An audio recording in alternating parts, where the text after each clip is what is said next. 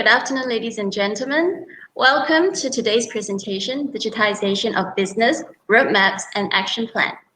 I am Elizabeth from Enterprise Asia, and thank you so much for taking the time out and joining us here today in our Room to Infinity series. Room to Infinity series is a series of entrepreneurial sharing sessions to educate business and empower youth on thought-provoking topics, promoting entrepreneurship in the process. Room to Infinity series is actually an initiative run by Enterprise Asia Center for Entrepreneurship, which is a joint collaboration between Enterprise Asia and Help University, a leading institution of higher learning in Malaysia, and is the first private university in Southeast Asia to achieve 5 stars in 8 categories in the 2020 QS Stars University ratings. And this joint partnership is to accelerate the growth of entrepreneurs in Malaysia and also across Asia. So here we are today with Christopher Ng, CEO of Pen Pages Trinity. Hi, Christopher. So let me briefly introduce Christopher. Christopher has worked with thousands of SMEs throughout Southeast Asia for the past 15 years. He provides consultations and digital marketing solutions to allow them to compete in a global open markets. So Christopher had led Pen Pages Trinity to become the first Malaysian partner of Alibaba.com, a Google Premier SME partner, and a certified partner of Facebook. So Pen Pages Trinity has become the leading provider of digital marketing offerings under his leadership. His passion is to utilize his abilities to help SMEs meet their business growth and achieve success through e-commerce and digital marketing. So today's live talk, Christopher will be sharing with us on digital journey for your business. He will walk us through on how to develop a long-term digital marketing framework and evaluating your model as well as understanding trends and seasons.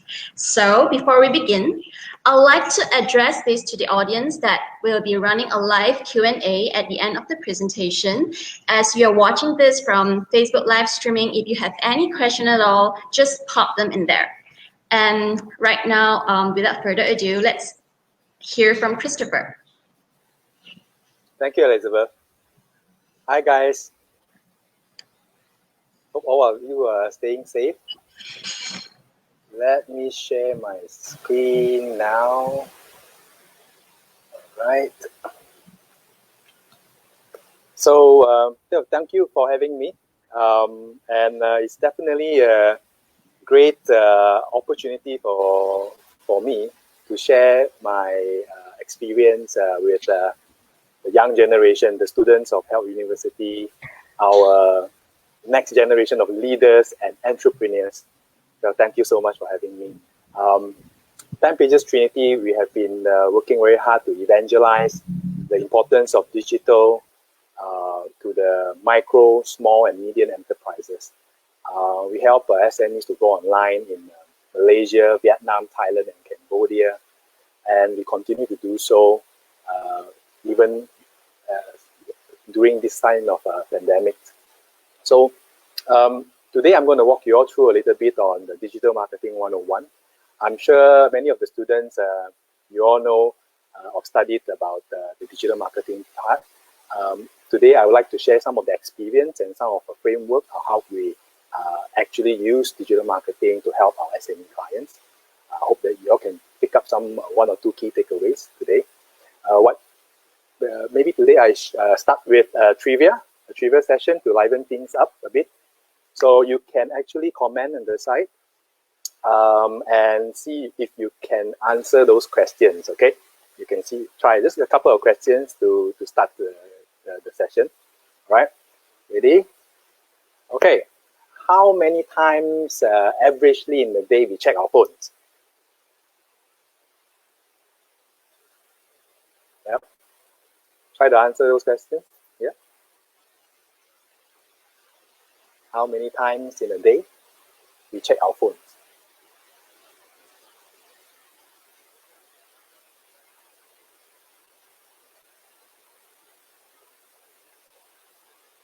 $100. More than that, 5, 50, 20. Well, the answer is averagely 150 times. And this is a data that we have before the pandemic. I think now we should be slightly even more averagely, 160, 170 probably, as so many times averagely, yeah. All right, ready for the second trivia question? Okay, what is the number 2 search engine in the world? Number 1 is Google, obviously. Number 2 search engine in the world.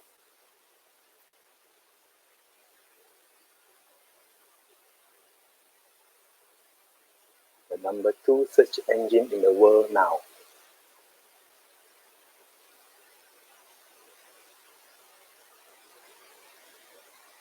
Wow. Some say Baidu, Yahoo, right? Yahoo. Well, it's actually YouTube. Okay, some of you will be, what? Is YouTube a search engine? Well, as a matter of fact, now the younger generations, they rather watch than read, right? So they go to, let's say, example, you want to buy a car or buy a gadget. You go search in YouTube, this gadget. There'll be tons of video about reviews of the gadget or comparison of these cars or the products or the service, or how to, how do you fix this, how do you fix that, how do you write a resume, all can be found in YouTube. So it's just the content format is different, but it becomes like a search engine now, right? Okay, next trivia. How many monthly login users are there in YouTube? Okay, the tip is more than the populations of China, USA, and Brazil combined.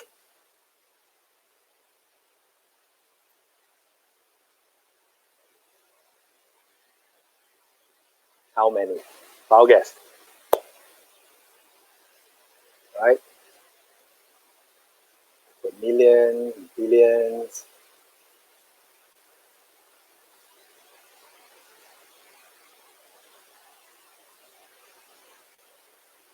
So, any more guesses? YouTube. Monthly logged-in users. There are actually a lot of people who are not logged in YouTube. 5 billion, 1 million, 2.5 billion. Well, Nicholas Chin is quite close. 1 billion, 6 billion. Wow, Li Lai Mei. The whole earth. Cody. Well, actually, the answer is 2 billion monthly login users, right? Huge, right? So basically, YouTube, the video content will be dominating the traffic in the internet. And we have a lot of reports from Google knowing that it's even higher in the APAC region, which is Asia Pacific. Somehow, Asia Pacific people or Asians are more likely to consume video content than the rest of the world. And it's growing. Video content is growing. So, yep, just a short trivia just to liven things up. But from that trivia, we can also know that few things, right? Mobile is the way to go, right? Mobile is the gadget or the channel that you want to use in digital marketing. Video formats as well. So these are the few ideas that you can pick up from trivia. So I'll dive in another slide, which is talking about the evolution of social media channels. So many years ago, during my time, maybe 20 years ago, we have the likes of Friendster. I think many of the students here, you all won't even know what's Friendster, or Multiply, IRC, High Five, MySpace, Orkut, Flickr, right? So these few platforms like Friendster or Flickr or High Five or MySpace has dominated the social media arena. And during maybe 2008, we see a rise of Facebook, and then YouTube came into play. And then you can see in this region now, WhatsApp, WeChat from China, and Tumblr, Pinterest, Snapchat. So the channels and technology changes throughout time. So it is definitely harder for us marketers to keep up without understanding the fundamentals. The thing is, it can be much more complex compared to the old days, right? But the core of digital marketing or the core of marketing still remains the same. By understanding our target audience, where they are, how to engage them, how to have a conversation with them, it's still the same core. Just that the platform keep on changes, right? The popularity of platform keep on changes. Who knows later on, Facebook go down, another thing coming up. Now, my children or my nephew and nieces who are in the teens, they say that, oh, Facebook is for old people, right? I'm sure many of you heard of that comment before. And for students, so you see the rise of TikTok, right? TikTok, where I can see it will be a sharp shoot up. And of course, the usage of YouTube and Instagram for the younger generation. So platform changes, but the core focus of digital marketing is still the same. However, to understand this further, we need to understand the consumer buying cycle. Like how does it affects the buyers? How do people buy now? How is it different really from back in the days before the internet? So during my time, I started off in the Yellow Pages industry, and back then the print was the Google. You see, when you need to search for businesses or products or service, you go to the Yellow Pages, the directories or the magazines, right? And then with the rise of the internet, then we knew that Yellow Pages is going to be a sunset. So we went and develop or also get involved into a lot of this kind of digitization because our clients are mainly all SMEs. So I was very lucky enough to understand how the consumer buying cycle has changed. So basically, back then, the traditional three-step mental model, which is before the internet, you have a stimulus, the first moment of truth, and then the second moment of truth. So stimulus is when you get the awareness, like suddenly you know that there is this service or this product that you need. The first moment of truth is when you see the particular product on the shelf or when you see it in the shop. The second moment of truth comes when you experience the product, you buy it and then you experience it. So that is what we call the three-step mental model. Then with the internet, it became a new mental model, the zero moment of truth, right? So it slaps in between the stimulus moment and the first moment of truth. Now the first moment of truth is when people do the research, reviews or comments, and you do your multiple comparison. That's what we call the zero moment of truth.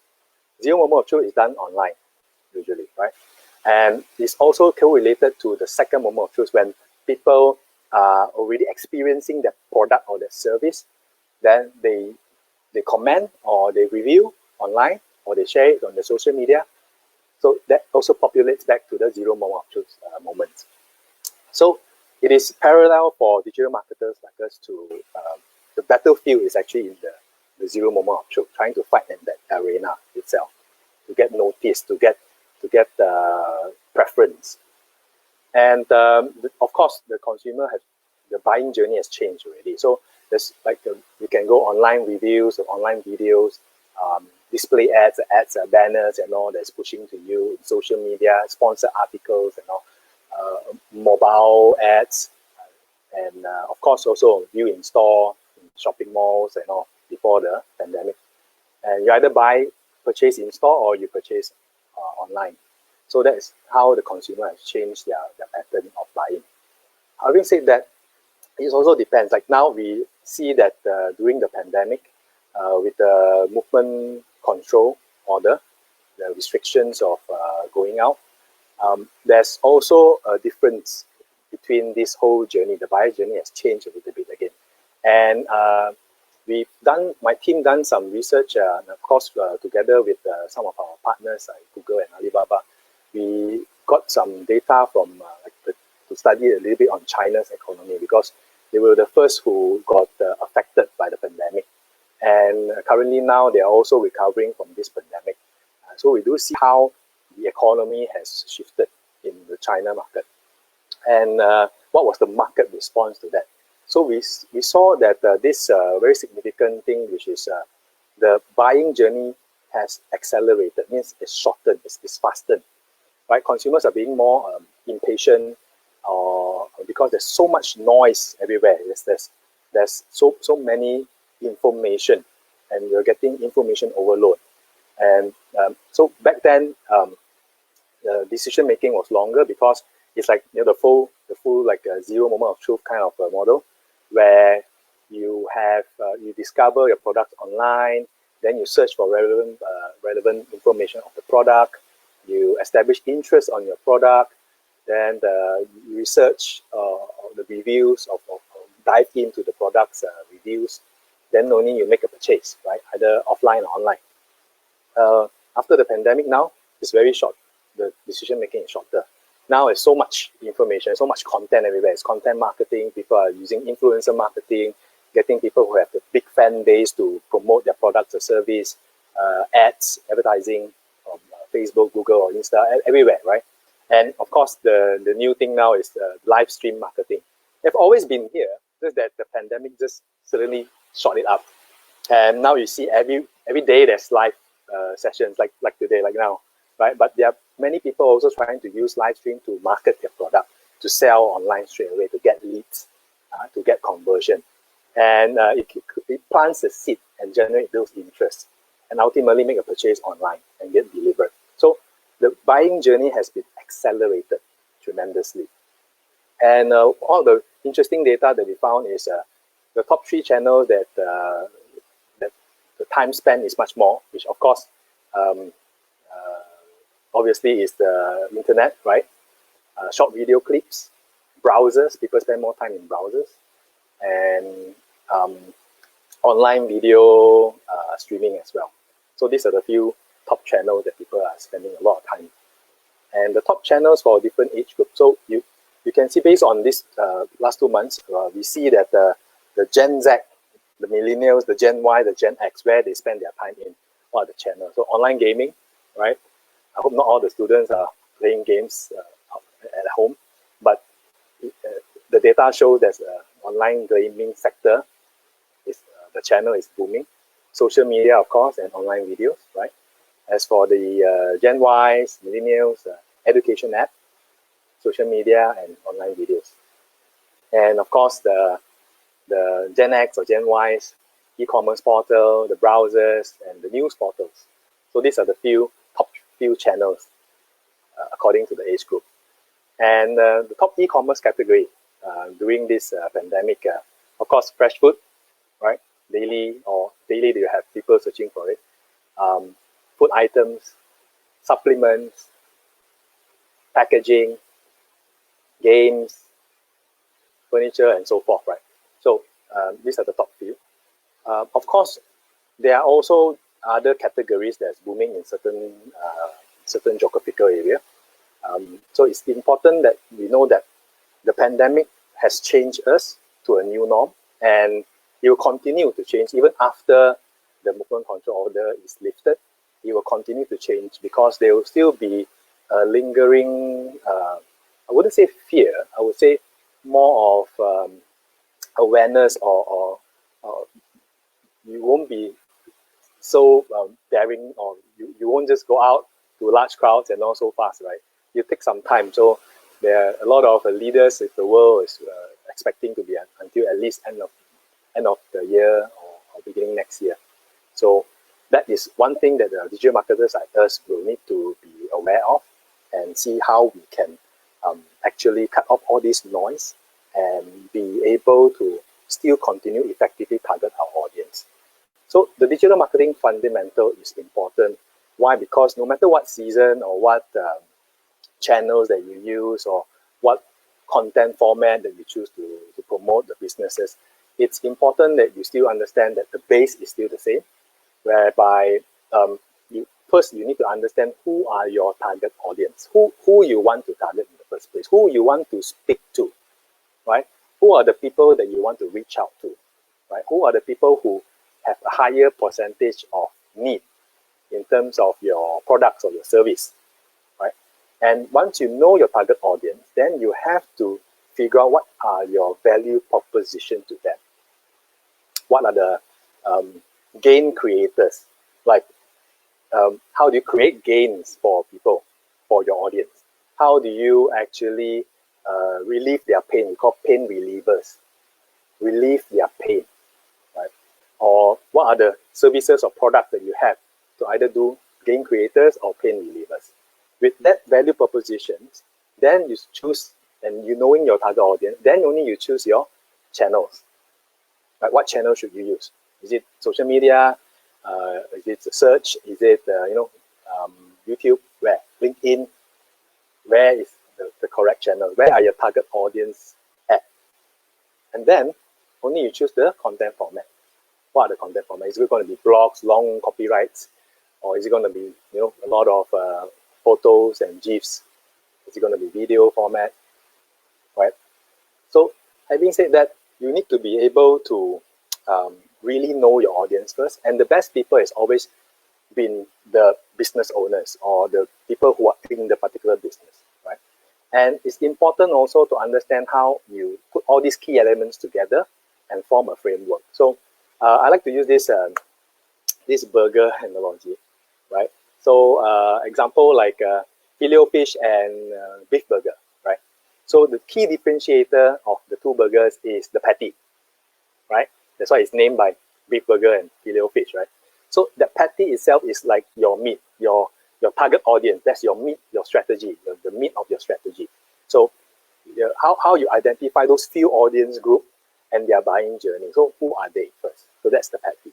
Then after that, you mix the condiments to supplement the patty, right? So like Filet-O-Fish, you use tartar sauce.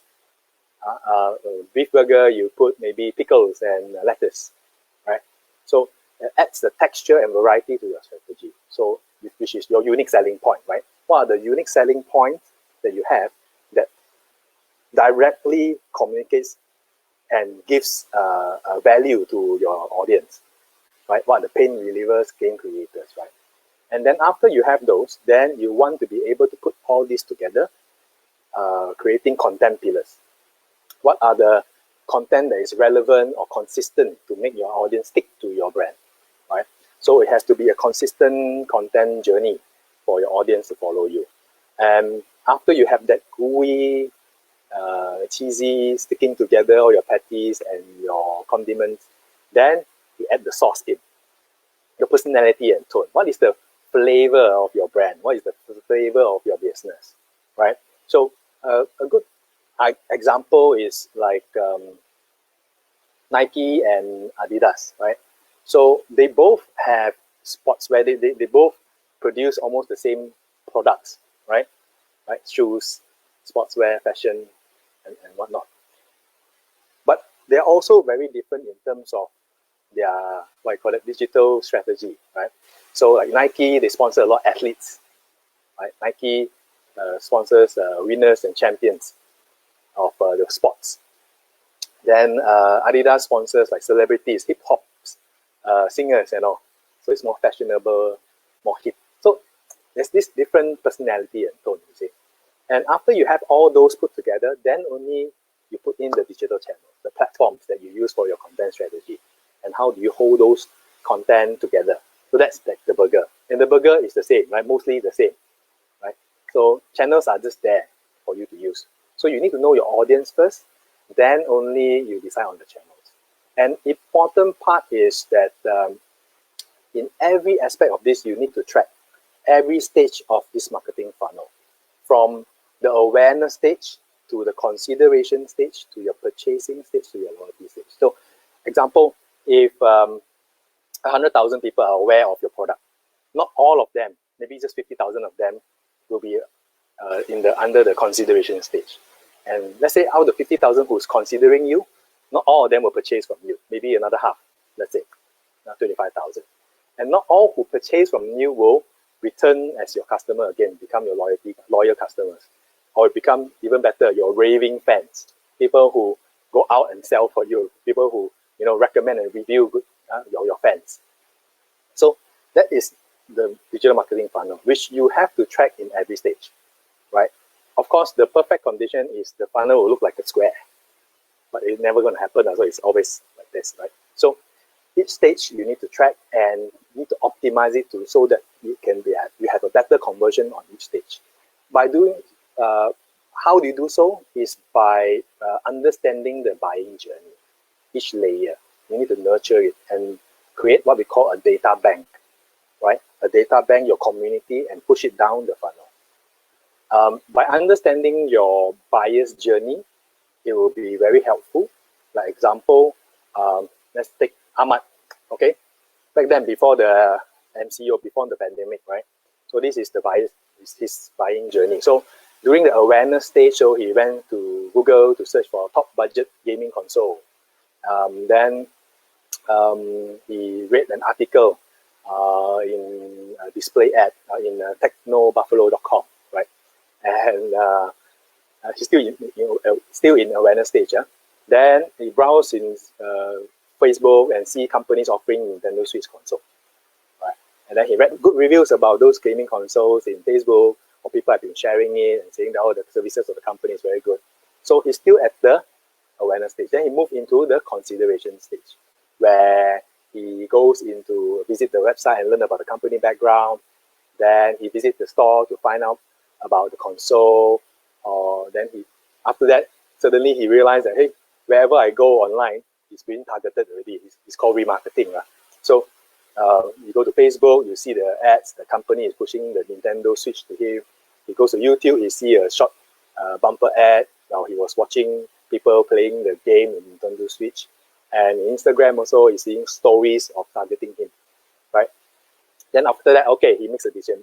I want to buy it. So either he go to the e-store to buy, or he visit the company website to give an inquiry to the company, or he will probably just walk into the store, right? So that's his buying journey. So we have to understand that. So each of these stages, as digital marketers, we need to track. Okay, so let's say example for the awareness stage. So monthly Nintendo Switch searches in Malaysia is 254,000, right? Okay, so to get 100% share of voice of this, you need to spend, our marketers, optimizers, we call campaign ninjas. They will calculate and tabulate what is the cost per click, cost for cost per impression.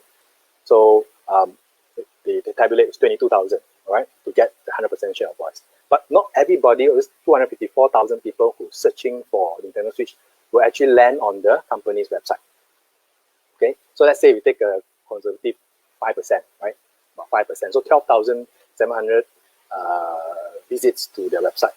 So if you take this 12,700 and you divide 22,000, so you know that actually it's $1.73 per website visit. So not all of them in the consideration stage will actually give your inquiry or go to the store visit or buy online, right? Or give the inquiry first. So another few more percent, then 1,600 store visits or 1,600 inquiries on the web. Then so you take 1,600 divided by 22,000, so it's $13 per inquiry. So not all of them who inquire will actually really transact and buy from you. So out of that, 15% of it, so 248 sales. So per sale is $88 per sale, cost per sale. So that's how roughly you track that, right? So after during or after this pandemic, now it's shortened already. The accelerated buyer's journey has been shortened. So the path to Nintendo Switch funnel is a little bit different. So Ahmad saw some sponsored articles, display ads, and read about while he's reading what to do during MCO, bored, nothing to do. Then he saw, there's this Nintendo Switch and these games. He clicked on the sponsored content, then he browsed Facebook and see the company page and check the latest updates and promotions of the product offering, right? He turns to YouTube and other pages to check the review and see what other people are talking about it and how are the reviews. Then he moved straight into the buying stage already, which is after he read all the reviews and all, you go to visit the site, make an inquiry, try to buy it on the e-store, right? So that's a shortened and accelerated buyer's journey now. And to look at top funnel down, it's same amount to get the 100% share of voice, but then it's lesser stages already. So of course now we can see also a rise in terms of online transaction.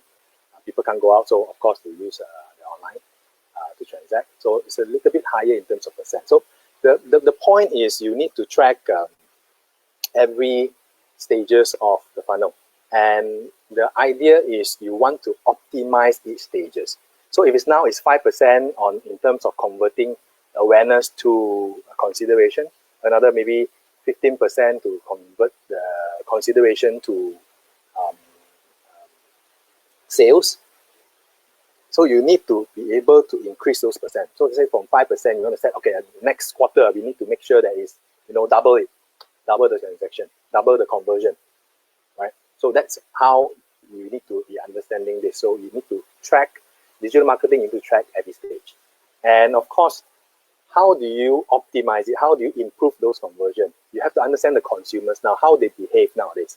You have to test the market, of course, nurture the market, and improve every stage of conversion. The three elements, which is you need to, the consumers are curious, they are demanding now because there's so much options for them now, right? And they are impatient. So you need to be able to provide micro moments, right? Micro moments and winning the micro moments. So like I want to know moments, I want to go moments, I want to do moments, I want to buy moments. These are the micro moments too, so that they can have a better conversion in your entire funnel. And of course, how do you do that is by having a full framework, a full plan of what you want to do. Where is your target audience? How you want to capture them, right? So there's the paid marketing piece. There's also the content marketing where you do article sharing, live videos and all, and you run those ads. And of course, you push it all to your landing page, which is all the call to action, like your shopping carts, your e-commerce, your website, or your phone calls to your salespeople. So that's how you should do it. But also, having said that, you also have to understand the search trend. What are the search trends that differs from time to time? So just to share a little bit, like the Malaysia search trend, you need to know where your audience are, what are the value proposition. So after that, you also have to understand the search trends. How would they react to different seasons of time? So let's say example like Merdeka, as you see year on year, there's a rise in terms of you doing Merdeka promotions. So we did one client kitchen equipment. So it's very creatively done. They use all their kitchen equipment colors, they pair it to a Malaysian flag, and then they run a 100 years promotion, right?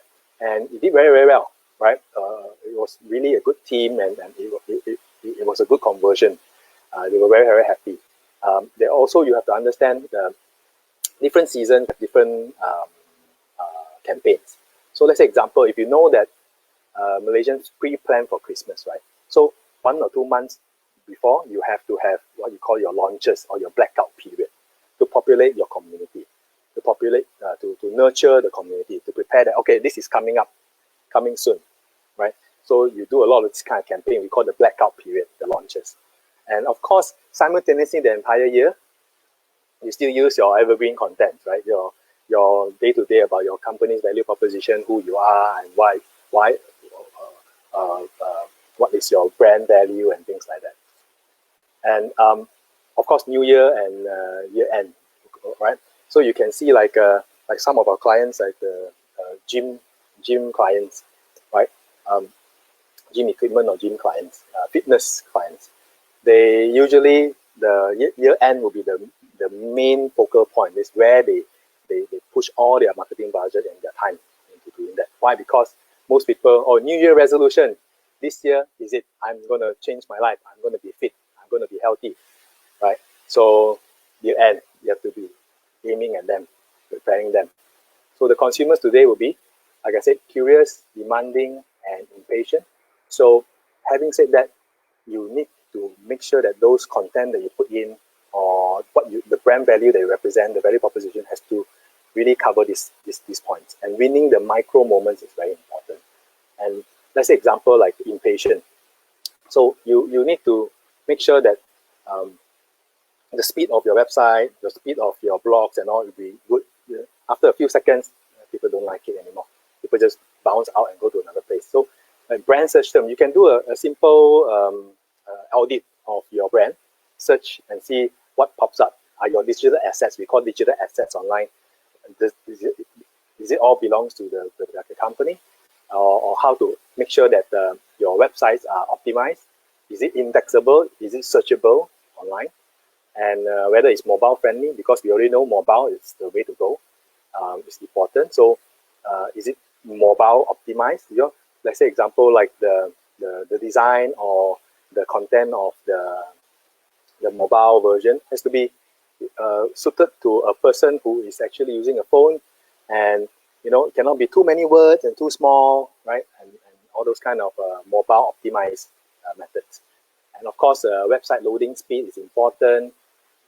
Website social card, this is also quite important because let's say example, your salespeople or the people that you want to share your website to should have a proper introduction card like that. So many companies like our clients don't have.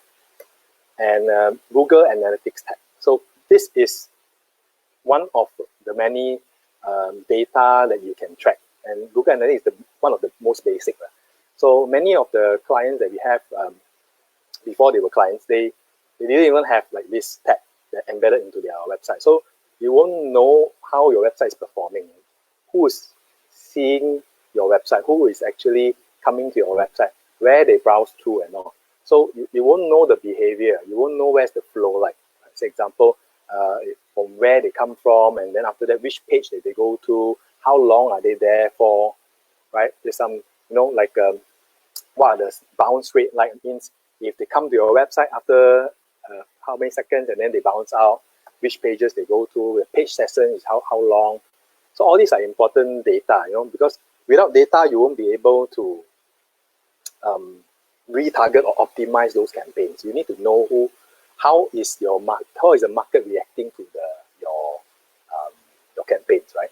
So let's say example like this client, he only focused in Malaysia, local market. But however, he saw like some based on the analytics, they saw some overseas traffic coming in, and the bounce rate is very high. It means people come first page then go off. So you say, hey, actually, I also want to target China and Indonesia. What do I do?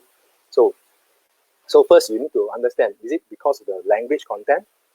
Is it because the layout is not the local preference?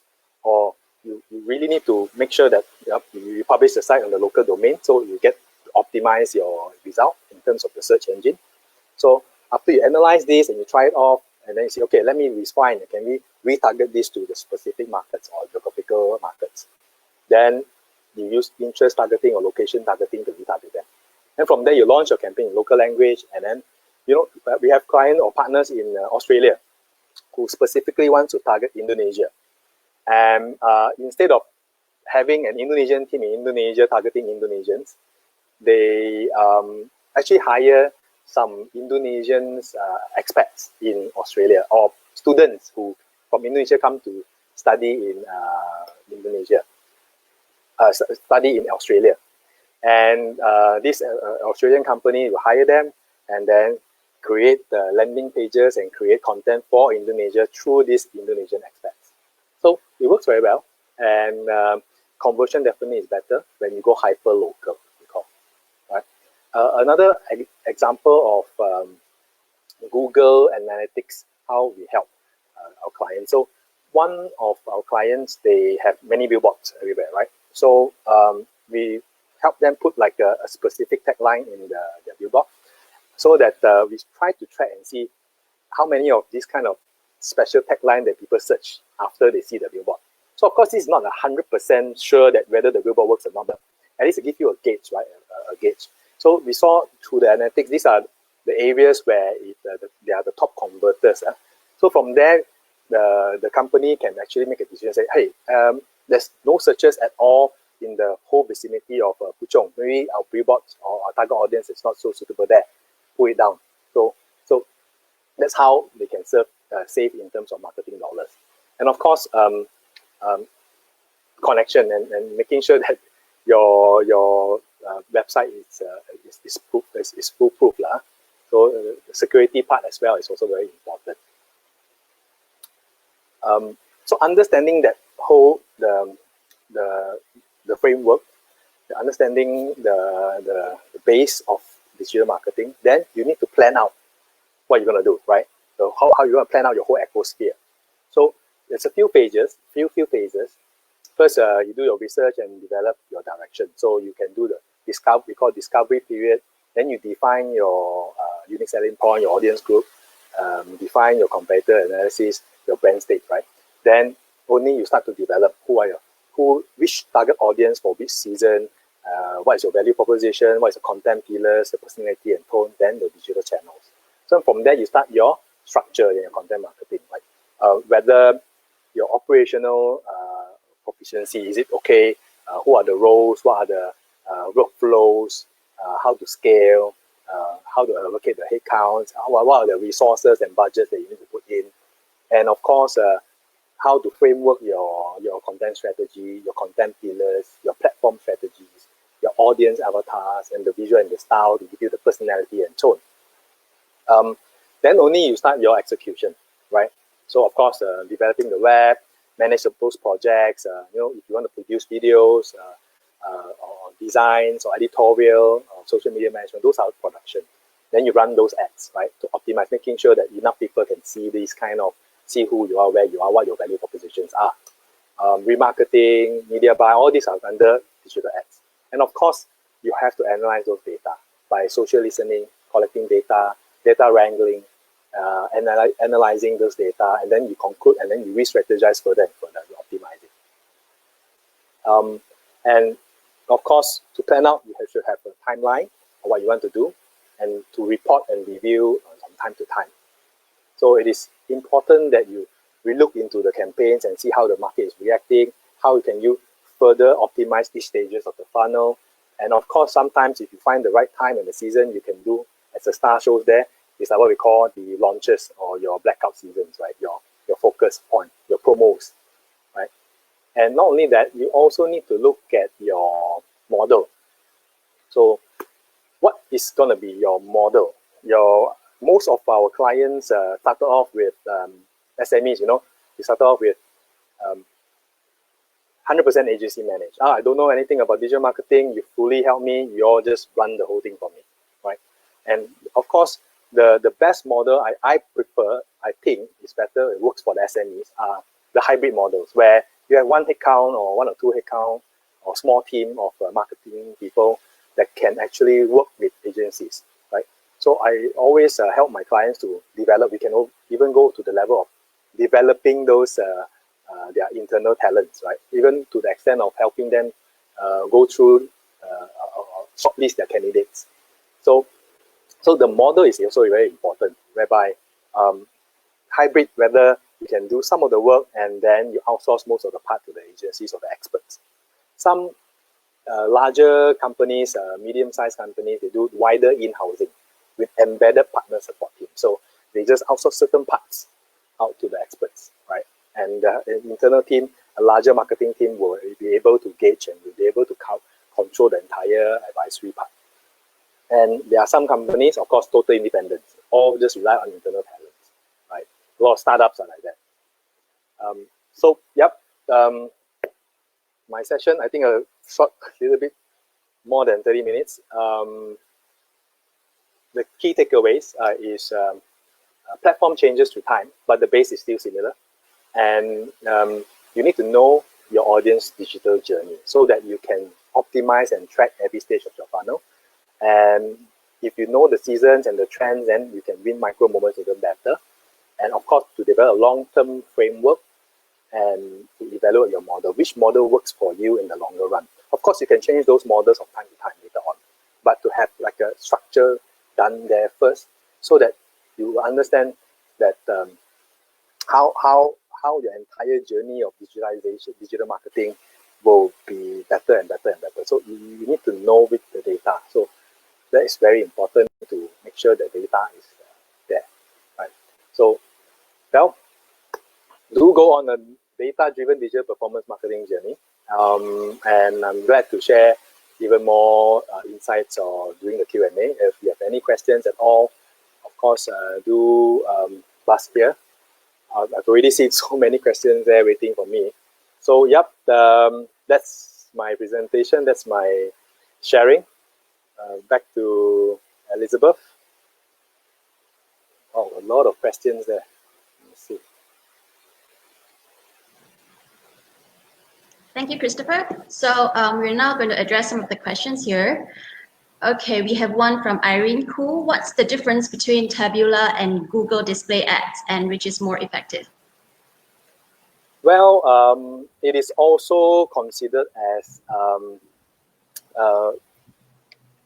display ads, so banners and affiliated marketing, right? So what Tabula does is it has a different network of partners, and he has quite an extensive model there, and they track using a lot of AI, artificial intelligence, to find out that, let's say example, if this is your target audience, they auto optimize it to many different platforms on different sites, right? There's interest targeting, there's many different demographic targetings. So that's how Tabula is. But Google Display Ads also can do the same thing.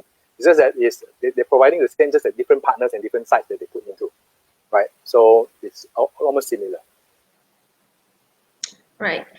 Okay, let's move on to Azra Aisha. She's asking, many people are starting their business with social media account. When does it become necessary to have a website? Social media account. Well, we have some clients who solely rely on their Facebook page. No website at all, micro businesses. And they do very well, 300,000 per year. Of course, websites gives you that like a credibility, you see, in order to go slightly larger scope or cover a slightly larger audience. So we have clients who have 10 websites, 20 landing pages, right? 30 conversion pages, so many of them, because it is like an analogy that I like to use. Let's say example, you go to Phuket, the beach. There's so many of the umbrellas and the drinks and heavy providers at the whole beach, right? Different umbrella colors and different beach sections. So you are there for 4 days. So today you say, okay, today I'm going to go to the pink section. You know, they're quite cozy, quite nice. Tomorrow I'm going to go to the green section. Go there. The day after I'm going to go to the blue section. Bored already. I went to the two place yesterday. But actually, the whole beach, the site, is one owner. Right? It's all one owner. So basically, it's like if you put multiple websites and multiple landing pages, you capture more audience, and you have different value proposition, different style of your website, and different pages. So you can actually control that. Of course, the good thing about website is you control the content, what you want to publish. Right? For Facebook page and all, then you have your followers who will be, you know, like many of digital marketers will say, naysayers, or those haters. Suddenly go and wakachao, comment badly and think nothing better to do. So I always believe that when you go deeper and deeper and you have higher followers and more fans, it will sooner or later become, there will be some naysayers. There will be some people who are hating for no reasons, right? You can't please everybody. But having said that, yes, there are some people who solely rely on social media platforms. So why not, right? If it works for you. So website, it's just a different channel, just one of the different channels. All right. Let's address this from Yogesh. She is asking, if she is to start digital marketing, which medium should she start with? Especially with a fixed budget, is it okay to just focus on one medium or cast the budget on multiple mediums, quantity or quality? Definitely, I go for quality, right? So if you do very well in one channel first, right, you get to understand how to do it properly already. Then you can create the same funnel, right? And you have the data to compare already. Then you move into another channel. It could be like that, right? If you have minimal resources, it's always best to be able to focus, But if you have, extra time and you have some resources, some staff to support you, and a little bit more stretched budget, then of course, the more the barrier, right? Everybody can know you. The awareness side, remember the funnel that I spoke of? The awareness side will be parallel, will be more people who are aware of your brand and your product. So, of course, then you can go into quantity rather than quality. But for me, I'm a true believer in quality. That's why I said some people just focus on one channel, like one Facebook channel, and they make hundreds of thousands. It's okay. No, it's good for them. Right. Okay, Irene Koo is asking, can you share the digital marketing framework with us? Share the framework, like send it to you, or can I clarify this question? Share means like what I shared just now, the framework, the three phases. Perhaps Irene could actually put in the live comments again to clarify your question. So how about we come back to Irene? So let's move on to Sheila. Sure. Is Google any social media platform offering price reduction during this COVID-19 crisis? The answer is no, but Google recently did announce that they have this fund. I forgot how much, I think $20 million or something like that, to help the SMEs. So they're going to give out the credits, free credits out soon. But no promises. They haven't really updated us on the structure of how they're going to disperse this. But they are already, the top management of Google has already notify us that there will be some credits and relief to help people, to help the businesses. So stay tuned soon. Maybe follow our Trinity 42 Facebook page. Then once we know, we update on this. Okay. We have one here from Puvana. For digital marketing in another country, would you recommend to engage a local agency or any online support? Well, to be a perfectionist, of course, I would say to engage with the local agency. Let's say, example, if you want to target Vietnam, okay, and of course, many people say, oh, just use a Malaysian company and then target Vietnam. Yeah, so back then we did like that. So why we have a branch in Ho Chi Minh City now is because we can't just rely on English, because Vietnamese, majority of them speak Vietnamese. And the style of the characteristic of consuming those content is different also.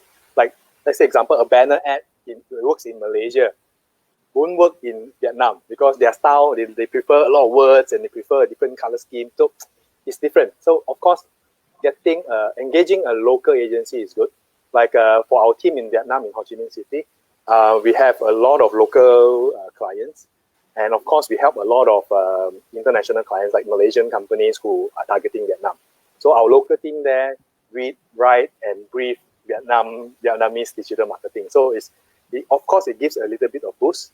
But our Malaysian team in HQ also will support this kind of campaigns. So on the top down, we have the strategy, and then the execution, we have the local team. So it will be a very good combination.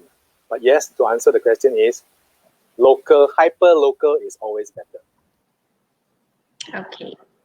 Oh, okay. Irene actually said yes to because she asked, can you share the digital marketing framework with us? Okay. Let me see. Share means send to you, is it? Well, I can send to the organizers. Maybe the organizers can share to.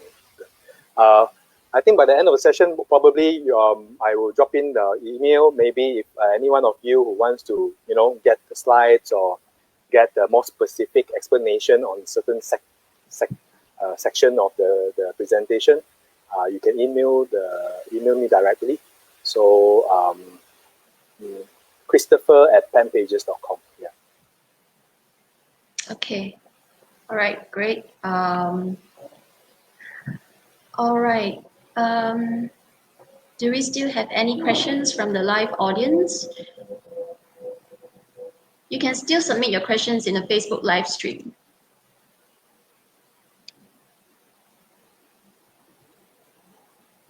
Okay.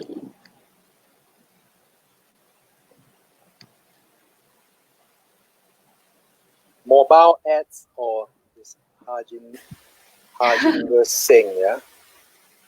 Yeah. Mobile ads or desktop ads, which drives higher engagement? Right. So engagement is quite a large word. So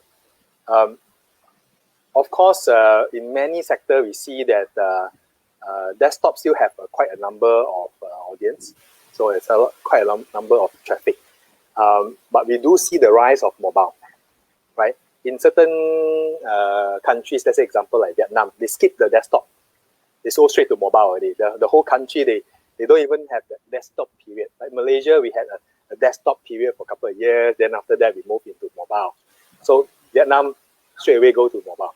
China, many of them go to mobile. So if you ask me, it depends on vertical, but mobile should be the way to go.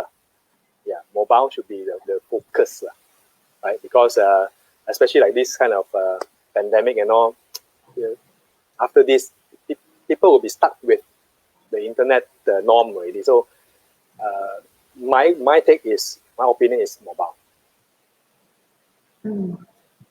Okay, we have one here from Supanut. Do you think consumers will be accustomed with purchasing online after the coronavirus? Should I invest more on digital marketing or stick back to retail?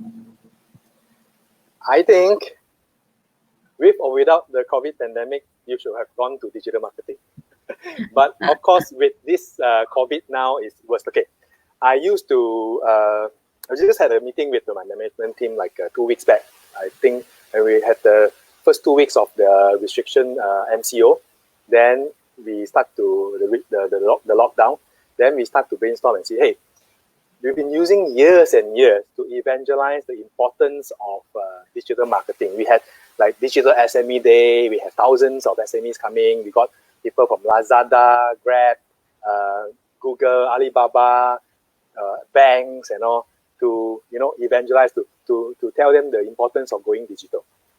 Of course, many SMEs say yes, it's good to have later and all. It was a very tough journey for us to get people to go online.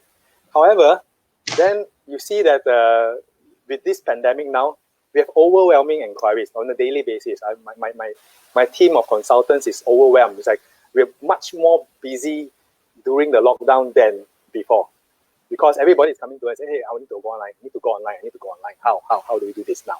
So the main driver, last time we used to think, is it the CEO or the founder or the MD, the director of the company needs to drive digital transformation. And they thought, oh no, must be the chief technology officer, the CTO. But actually, no, now it's become COVID. The coronavirus became like the main driver of the digitization of businesses.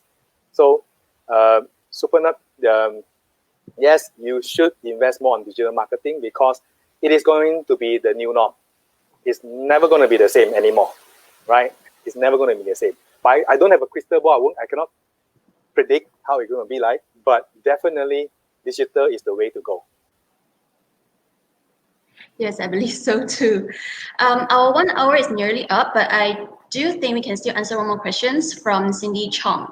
Those e-commerce categories that are not on demand right now, how do you suggest they create demand?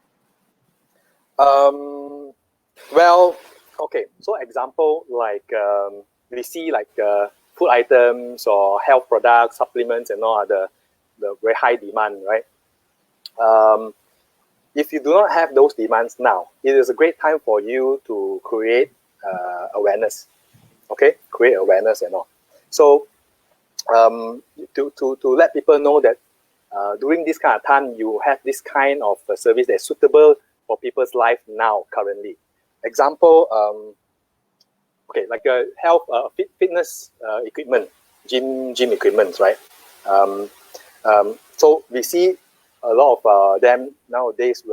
Like our clients, they do live stream workouts. So they help their customers and all. So now you cannot go to the gym. So they provide like a live stream to the coaches and all will teach you how to use HIIT, high intensive training, or your Zumba or your weight trainings and all, right? Online. But then you won't have the equipment, right?